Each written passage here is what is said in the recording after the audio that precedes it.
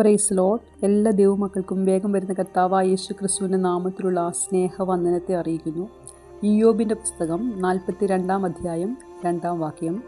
നിനക്ക് സകലവും കഴിയുമെന്നും നിൻ്റെ ഉദ്ദേശ്യമൊന്നും അസാധ്യമല്ലെന്നും ഞാൻ അറിയുന്നു.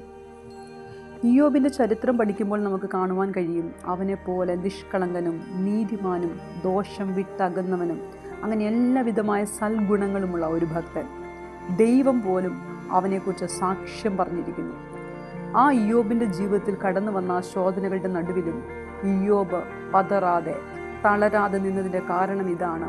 ഇയ്യോബിന് ഒരു ഉറപ്പുണ്ട്, അവൻ സേവിക്കുന്ന ദൈവത്തിന് സകലവും കഴിയുമെന്നും അവൻ്റെ ഉദ്ദേശമൊന്നും അസാധ്യമല്ലെന്നും താൻ അറിയുന്നു. ദൈവമക്കളെ, നമ്മുടെ ജീവിതത്തിനകത്ത് കടന്നു വരുന്ന കഠിന ശോധനകൾ നമ്മെ തകർത്ത് കളയുവാനുള്ളതല്ല, മറിച്ച് നമ്മൾ സേവിക്കുന്ന ദൈവം ആരെന്ന് നമ്മളിൽ കൂടി മറ്റുള്ളവർക്ക് മനസ്സിലാക്കി കൊടുക്കുവാൻ വേണ്ടിയാണ്. ദൈവത്തെ സ്നേഹിക്കുന്നവർക്ക്, നിർണയപ്രകാരം വിളിക്കപ്പെട്ടവർക്ക് സകലവും നന്മയ്ക്കായി കൂടി വ്യാപരിക്കുന്നു. ആമേൻ. God bless you. ദൈവം എല്ലാവരെയും അനുഗ്രഹിക്കട്ടെ.